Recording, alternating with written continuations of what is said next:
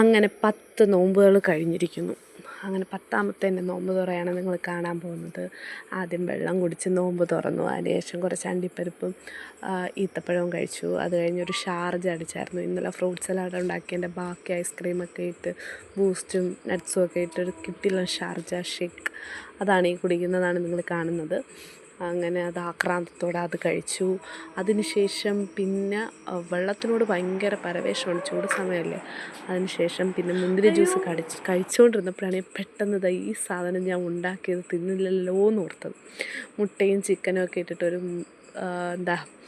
Chicken omelette ആയിരുന്നു. കിട്ടുന്ന സാധനമായിരുന്നു, പക്ഷെ കുറച്ചുണ്ടായിരുന്നുള്ളൂ. ചിക്കൻ കറി ഉണ്ടാക്കുന്നതിൽ നിന്ന് കുറച്ച് ചിക്കൻ എടുത്ത് മാറ്റിയിട്ട് ഞാൻ ഉണ്ടാക്കിയതാണ്. അതിനുശേഷം പിന്നെ വാട്ടർ മെലോൺ കഴിച്ചു.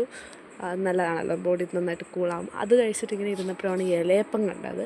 അങ്ങനെ പിന്നെ കുറച്ച് ഇലയപ്പം കഴിക്കാമെന്ന് കരുതി തേങ്ങയും പഴമൊക്കെ ഇട്ടിട്ട് ഫില്ല് ചെയ്തിട്ടുള്ള ഒരു ഇലയപ്പം കഴിച്ചു. പിന്നെ അത് കഴിഞ്ഞ് കുറച്ച് കഴിഞ്ഞൊരു ഇശാവിൻ്റെ ബാങ്കൊക്കെ കേട്ട് കഴിഞ്ഞതിന് ശേഷം ദോശയും ചിക്കൻ കറിയും കഴിച്ചു. കറിക്കാണെങ്കിൽ ഒടുക്കത്തെ എരിയായിരുന്നു. കാശ്മീരി ചില്ലി പൗഡറില്ലായിരുന്നു. അപ്പോൾ മറ്റ് പൗഡർ ഇട്ടപ്പോഴത്തേക്കും കളറില്ലാന്നും പറഞ്ഞ് വീണ്ടും ഞാൻ കോരിയിട്ടപ്പോൾ ഭയങ്കര എരിവായി. ആ എരിവ് കോമ്പൻസേറ്റ് ചെയ്യാൻ കുറച്ച് വാട്ടർ മെലോൺ ഇടയ്ക്ക് കയറ്റി കഴിക്കുന്നുണ്ട്. പിന്നെ അത് കഴിഞ്ഞിട്ട് പിന്നെ ഇടയ്ക്കൂടെ ഒരു ചെറിയ പൈനാപ്പിൾ ജ്യൂസ് പെട്ടെന്ന് ദഹിക്കാൻ വേണ്ടിയിട്ട് അതും കഴിക്കുന്നുണ്ട്. അതായിരുന്നു ഇന്നത്തെ വിഭവങ്ങളൊക്കെ. അതൊക്കെ കഴിച്ച് ഇങ്ങനെ ഇരയെടുത്ത പാമ്പിനെ കണക്ക് കിടന്നപ്പോൾ ഞാൻ വിചാരിച്ചു കുറച്ച് പച്ചച്ചിങ്ങൻ പഴം കഴിക്കാമെന്ന്. അതുമല്ല കറിക്ക് നല്ല എരിയല്ലായിരുന്നോ. അപ്പോൾ അടുത്ത വീഡിയോ കാണാം. ടാറ്റാ.